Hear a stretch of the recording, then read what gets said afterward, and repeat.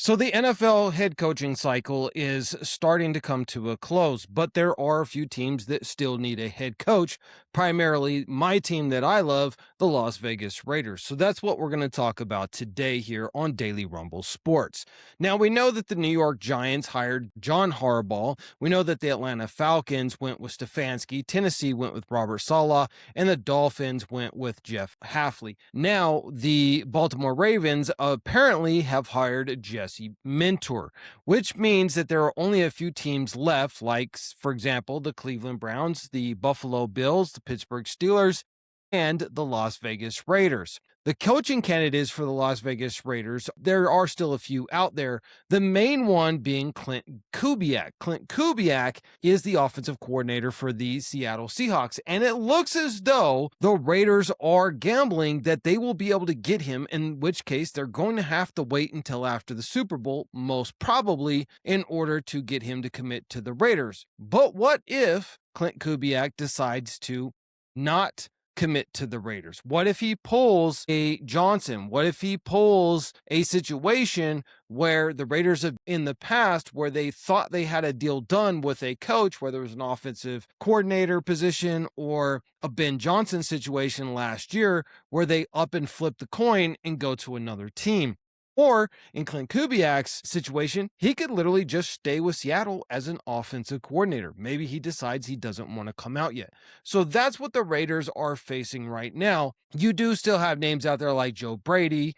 You still have Nathan Skillhouse. You have Brian Flores that are still possible candidates for the Raiders to bring in and make a head coach out of. You also have the possibility, if the Raiders don't end up with their head coach that they want, you could bring back Pete Carroll, unfire him. I mean, you're still having to pay him either way, but I don't think that the Raiders should go and grab a coach that is a second prize or a third prize, or it's the last ditch option for the Raiders this year. And here's why. The Raiders had the number 1 overall draft pick. Now, most likely they're going to go ahead and draft Fernando Mendoza. There is rumors out there that the Raiders are open to trading away that number 1 overall draft pick to acquire the services of Lamar Jackson. Now, Lamar Jackson would be a massive hit on the cap space for the Las Vegas Raiders over the next 2 years, adding up to over $70 million. He is a 29-year-old quarterback who is predominantly a run-first style quarterback, though he has really progressed in his career to becoming an elite passer. However, he has become quite injury-prone in the past 3 seasons, has never completed more than 13 games per season. So this would be a huge risk. You're giving up a first-round draft pick. You're giving up 2 first-round draft picks and probably a second. Let me show you this. So if the Raiders were to trade for him, this is the proposed trade that's out there. 2026 first-round draft pick, first overall, the 2027 first-round draft pick, and a 2027 second-round draft pick. This means that Lamar Jackson would be coming to a team that is now restricted on the salary cap because he's going to eat up the vast majority of it. So we can't go out and get some really good players in the free market in order to boost those trenches. He's also not going to have a premier wide receiver, and the Raiders would not be able to do anything over the next 2 years in the first and second round in order to pick up some quality talent to help out Lamar Jackson. So would this even make any sense? And why are people even talking about this? Well, Mike Florio put out a statement, and if you can, trust anything that Mike Florio has to say, he says that the Raiders are open to this trade. Whatever, I don't believe it. But it really sparked a lot of interest when this tweet came out, which Lamar Jackson then retweeted. And it shows a little boy with his jersey on there, but he's carrying a Raiders football. And it says, "Is this a good time to point out that my 3-year-old may have predicted a potential move of Lamar Jackson to the Raiders?" Well, Lamar Jackson retweeted this, and that blew up the entire controversy. Now Lamar Jackson has come out to clean this up and says, "LOL, I just posted the kid in a jersey, didn't even read the caption, laughing out loud and slapping my forehead emojis." So obviously Lamar Jackson was not intending to foretell that he is moving to the Las Vegas Raiders.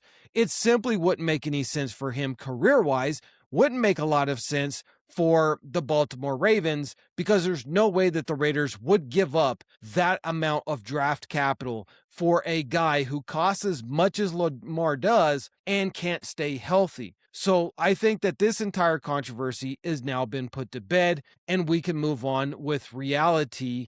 And the reality is that the Raiders, if they're to trade away that first overall draft pick, it has to be so that you are looking towards the future. You're looking towards that quarterback heavy draft in 2027. And you're saying to yourself, we're going to forego right now.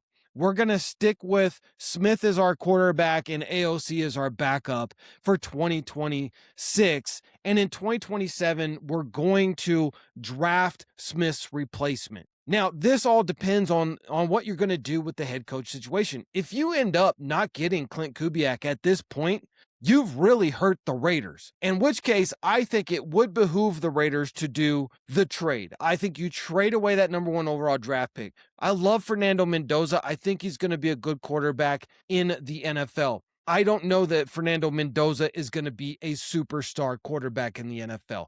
He can do a lot of things pretty good. He doesn't do anything elite. And that's what scares me about Mendoza. Mendoza has a very low ceiling. He's already pretty much matured to as far as he's going to get in a lot of analysts' eyes. Now, I don't believe that. I think he's still a young guy. He's going to be able to mature more. And I think of him that he could possibly be a Tom Brady guy because of his intellect. He is so smart. The one thing I would guess you would say that he does elite is his preparation, his game prep, and his pre-snap reads. Now, sometimes he's not perfect because, nobody is. Tom Brady got sacked. It happens. But I think that he could be a Tom Brady-esque kind of guy. But the only way that you get a Tom Brady-esque kind of guy is if you have an exceptionally well-coached team and it's very well-rounded. Good offense, great defense, and a great run game. The Raiders right now need a lot of help on the trenches, both on the defensive line and the offensive line. So I think that if you don't get Clint Kubiak, who could really bring the best out of this quarterback, you're really setting him up for failure. And I think the best case scenario then is at least don't set the Raiders up for failure. Trade them away to a team like the Jets or the Cleveland Browns. I prefer the Jets, and you get a first round, they're number 2 overall. You then get there next year, and you probably get a third first round draft pick as well. That gives the Raiders the ability now to go out and fill in all of the vast needs that the Raiders have and still be able to get a top flight quarterback in 2027. My pick is on Arch Manning.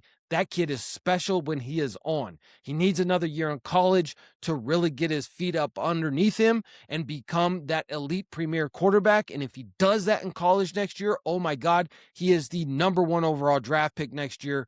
No doubt about it. The Raiders should be going for him if you don't get Clint Kubiak. But if you do get Clint Kubiak, then I do think that the Raiders should go ahead and get Fernando Mendoza now. Don't risk it. You got a lot of other draft capital.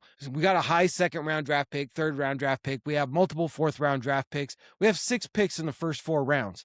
Plus you have $100 million. So now you can go out and you can fill in the trenches with some high quality upgrades on the offensive and defensive line, and you can draft, baby, draft, and build this team around him. But in my opinion, it all requires that we get Clint Kubiak to commit to the Raiders and the Raiders to commit to Clint Kubiak, because it's got to be a situation where you say, listen, we're going to give you the keys to the car. You've got the reins here. You're not getting fired. We know year 1, you're going to have a rookie quarterback. You're going to have a lot of new pieces. You're building your system out. Probably not going to make the playoffs in the AFC West, because I do think the Chiefs will be better next year than they were this year. But we won't fire you. We're going to let you mature into this role and mature into the Raiders. We're going to give you at least 3 years to really get us back into playoff form with Fernando Mendoza as your quarterback. But again, if he goes somewhere else, if a team like Cleveland holds out and they end up getting him, I don't see how they would. But if any other team ends up getting Clint Kubiak, or he decides not to come and be a head coach, if he decides he's going to just stay the OC for the Seattle Seahawks, the Raiders are screwed. They have to be thinking draft, trade number 1 overall, maybe even trade Max Crosby. I know that's controversial, but maybe you do it and you stack up a boatload of first round draft picks so that next year you can get Arch Manning, you can replace Max Crosby with a guy like Bain Jr., and you can build this team out from a whole perspective. And maybe you just unfire Pete Carroll for 1 year. And then next year, you've now got a super team built of young, talented players. Plus, you're going to get your franchise quarterback, Arch Manning. That's going to be very enticing to some good coaching opportunities next year. The question is, what do you guys think about this? Should the Raiders wait for Clint Kubiak, or should they close the door on some available guys right now? That is the main question. And what should the Raiders do with that draft pick? For more sports updates and insights, make sure you hit that follow button to Daily Rumble Sports.